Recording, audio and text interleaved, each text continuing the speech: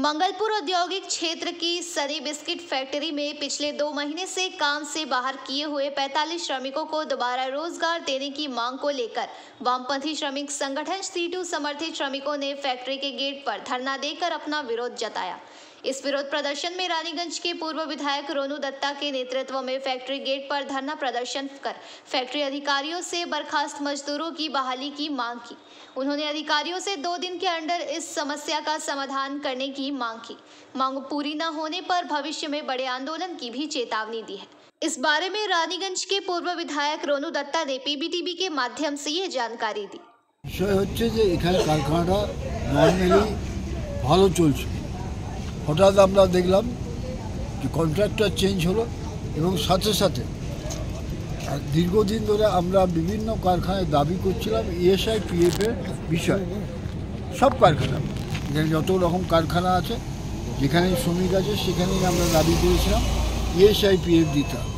এই সবটা নিয়ে যখন আমাদের মুভমেন্ট হচ্ছে তখন আমরা দেখলাম বিস্কুট কারখানায় পুরনো শ্রমিক যারা 40-45 জন শ্রমিক ছিল, যদিও আমাদের এখানে ইউনিয়ন ছিল না, তবুও হচ্ছে তাদের ছাঁটাই করা হয়। এই ছাঁটাই শ্রমিকরা হচ্ছে যে এই 40-45 জন এ দরজায় ওর দরজায় এর কাছে ওর কাছে ঘুরে সিআইটির কাছে আসে। আমরা ওর রং দেখিনি, আমরা কার সঙ্গে ওদের ইউনিয়নের সঙ্গে যুক্ত ছিল সেও দেখিনি। আমরা তাদেরকে হচ্ছে বাঁচাবার জন্য আমরা চেষ্টা করছি এবং তার জন্য আমরা লড়াই করছি। ইতিমধ্যে আমরা গেটে এসেছিলাম, 13 জন হচ্ছে শ্রমিক হচ্ছে যে অ্যারেস্ট হয়েছিল এবং তাকে পাঞ্জাবি মোড় নিয়ে গেছিলো। কী কারণে অ্যারেস্টটা হয়েছিল? আইন শৃঙ্খলা অবনতি বলছে, এখানে তারা চাকরির দাবিতে বিক্ষোভ করছিল আর তারা পুলিশ বলছে আইন শৃঙ্খলা মানে ভঙ্গ করা হচ্ছে।